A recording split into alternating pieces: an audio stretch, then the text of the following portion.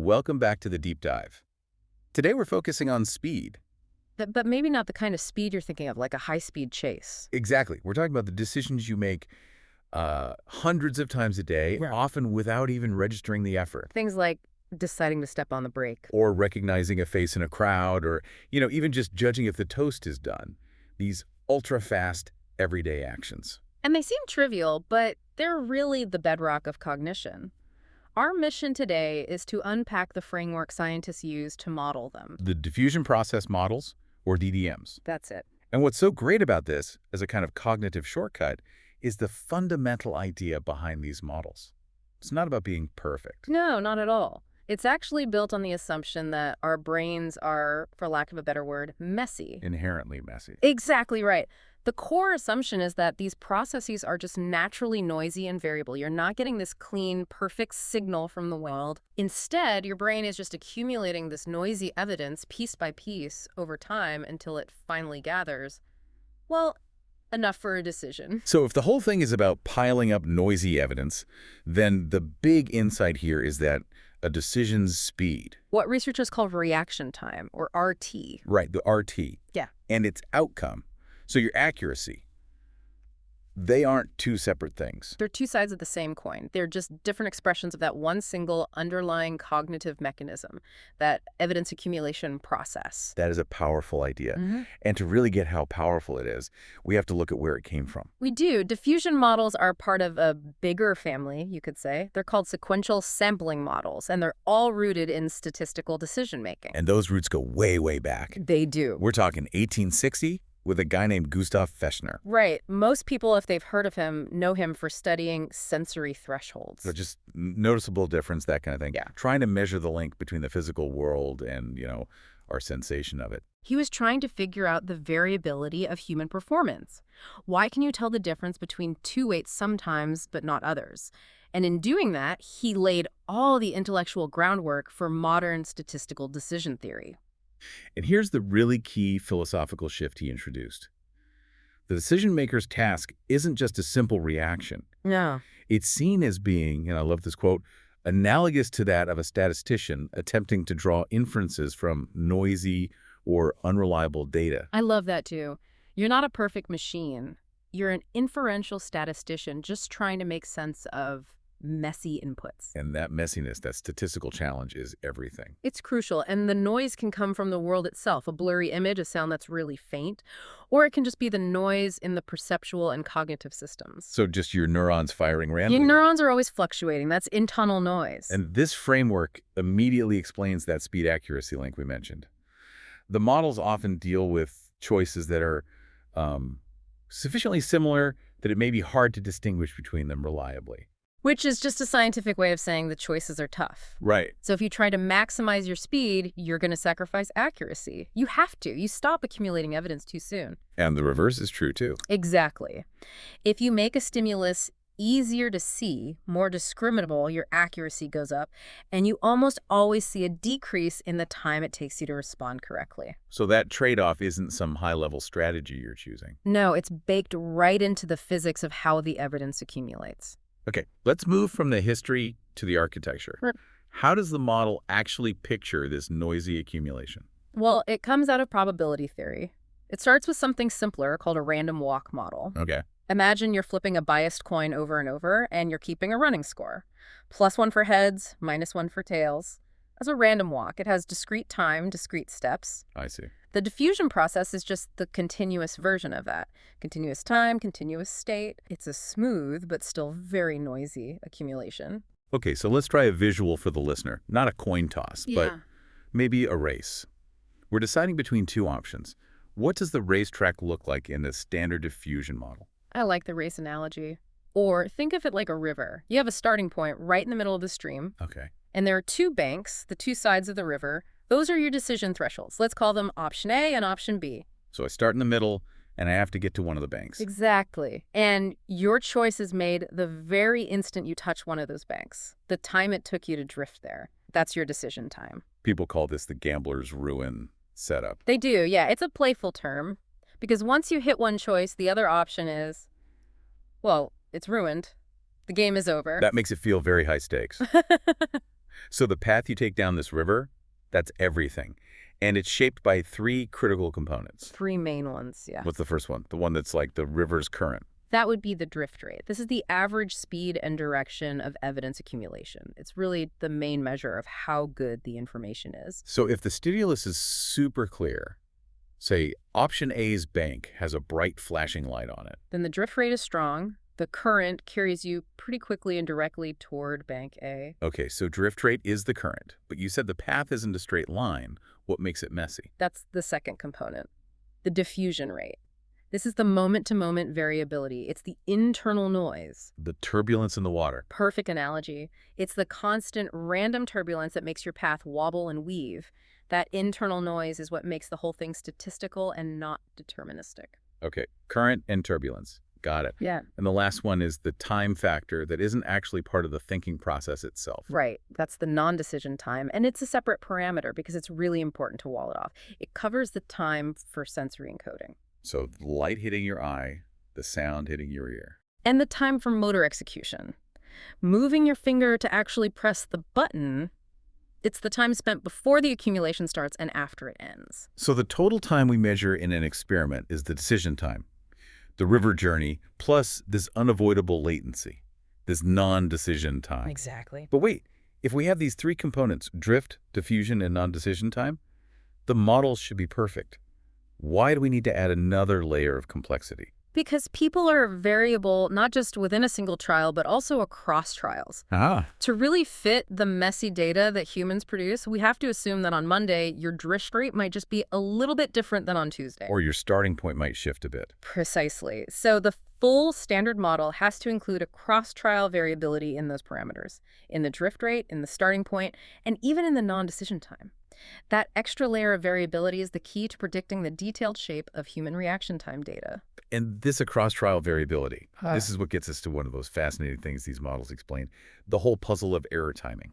Exactly. When you actually plot out when people make mistakes compared to when they get things right, we often use something called a quantile plot to do this. Which is basically just a way to compare the two distributions of timing. Right. And when you do that, you see two very distinct patterns emerge from the data. Let's start with the one that feels more intuitive, the fast error. This is what happens when you're told to go really fast or when the choice is actually pretty easy. And what you find is that the error response times are often shorter than the correct ones. You jumped the gun. You jumped the gun, you saw something, you thought you knew the answer, and you just responded too quickly before all the evidence could really pile up. Okay, that makes sense. But what about the second pattern, the really frustrating one? The slow error. This is what you see when you tell people to be super accurate or when the stimulus itself is just very ambiguous. Here, the error responses are systematically longer than the correct responses. So you spend all this time deliberating on a really hard problem. And you still get it wrong. That feels like such a cognitive failure. To spend all that mental energy and still miss, how can one model possibly predict both a quick, impulsive mistake and a long, drawn-out one? It all comes back to that across-trial variability we just talked about. Okay. The variability in the starting point is what primarily explains those fast errors. How so? Well, imagine on one specific trial, your internal starting point is, just by chance, biased a little closer to the wrong answer's boundary. So you're already leaning the wrong way before you even start. Exactly. Maybe you were expecting option B to appear. So when you do make a mistake on that trial, you hit that wrong boundary much faster than you normally would. So a fast error is basically a pre-bias accident. In a nutshell, yes. Yeah. But that can't explain slow errors. For that, you need variability in the drift rate. The quality of the evidence itself. Right. Variability in the drift rate is what's crucial for explaining that slow error pattern. If you happen to get a trial where the stimulus is just incredibly ambiguous or the signal is just weak for you in that moment, your drift rate is going to be very, very low. So the current is barely moving. The evidence just meanders slowly back and forth near the starting point. It takes a long, long time to get anywhere. And often, after all that time, it just randomly drifts over and hits the wrong boundary. So the two error types are telling us completely different stories about why we failed. A beautifully powerful distinction, yes. A fast error often means your brain was biased. A slow error often means the input itself was just fundamentally ambiguous. Amazing. Now, this model handles those static, simple tasks so well. But what happens when the environment isn't static? Right. What if there's a hard deadline or you're trying to get the most points per hour? The basic fixed boundary model starts to struggle a bit there. So the theorists had to tweak it. They had to figure out how to model a decision maker who is actively trying to optimize their strategy over time. What were the two big fixes for that? The first idea was to add an urgency signal. Think of it as a little pressure valve in the brain. It adds a signal that just linearly increases over time, pushing the accumulated evidence toward any boundary just because time is passing. The clock is ticking, so the brain says just pick something. Basically, yes, it adds an increasing drive to respond. Okay, that's one fix. What's the other one? The second fix involves changing the riverbanks themselves. It's the idea of collapsing boundaries. So the thresholds aren't fixed anymore. Exactly. In this version, we assume the decision thresholds, the banks of the river, start wide and then get progressively narrower over time. They become more lax. So as time goes on, you need less and less evidence to trigger a response. You got it. The banks literally move inward. Okay, and this is where it gets really, really interesting for you, the listener, because it turns out that mathematically, these two very different ideas. An internal urgency push versus physically collapsing the boundaries. They are often perfectly equivalent, a duality. They are. A model that has an urgency signal and constant fixed boundaries can produce the exact same behavior as a model with collapsing boundaries and no urgency signal. So we can't tell from the outside which one the brain is really doing. Not from behavior alone. And why this duality is so important is because these kinds of modifications are tied very closely to ideas about reward rate optimality. Meaning the decision maker is trying to maximize their payoff. They're trying to get the most reward per unit of time, and the model is adjusting its strategy based on the time cost of waiting too long. So whether the brain is generating an internal push or just lowering its standards, the result is the same optimized, efficient behavior. Exactly. And the ultimate validation for all these abstract models really comes from neuroscience. We're finding these incredible connections between the DDM and things we can actually measure in the brain. Okay, so where do we look? Where can we actually see this evidence accumulation happening in real time? We can look in brain areas involved in decision-making and planning motor movements. A classic example is the superior colliculus in the monkey brain. It contains cells that we call build-up neurons. Build-up neurons, I like that. And studies have shown that the firing rates of these neurons correspond almost perfectly to the decision variable in the model. What does that mean exactly? It means they are literally tracking the accumulating difference in the evidence for the two options. Their firing rate ramps up almost linearly, just like the predicted path of the evidence accumulation. Until it hits a threshold. Until it hits a critical firing threshold, which then corresponds to the brain issuing the motor command to make the movement.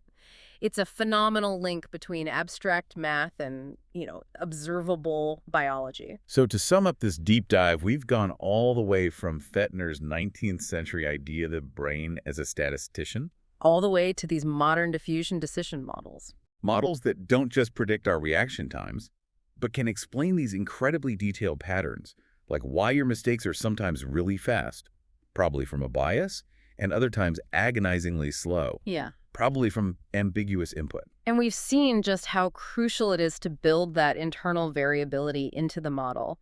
But I do want to leave you with one final provocative thought. It connects to where the research is going now. Okay. Especially when we look at tasks where the noise isn't just hidden inside your head, but it's external, it's observable. You mean like those tasks where you see noisy dots on a screen and have to judge which way they're moving? Precisely. In those situations, there's a huge temptation to assume that the model for your internal noise, the general fuzziness of your own neurons, should be theoretically the same as the model for the external noise, the static you're seeing on the screen. It seems logical. Noise is noise. It seems logical, but empirical data suggests we need to be very cautious about assuming that equivalence. Why is that? Because it seems that the statistical properties of the external noise you can actually see might have a, quote, more complex effect on the decision than simple internally generated noise does. Oh. Think about it. Judging a blurry, flickering photo to see if it's a cat or a dog, does your brain really treat that external uncertainty in exactly the same way it treats the general background hum of its own electrical activity? That's a fascinating question. It really blurs the line between where perception ends and the decision process begins. It does. It suggests that understanding that boundary between how we process external uncertainty versus how we deal with our own internal noise might be the next great frontier for these incredibly powerful models to define. Something for you to chew on next time you have to make one of those split-second decisions.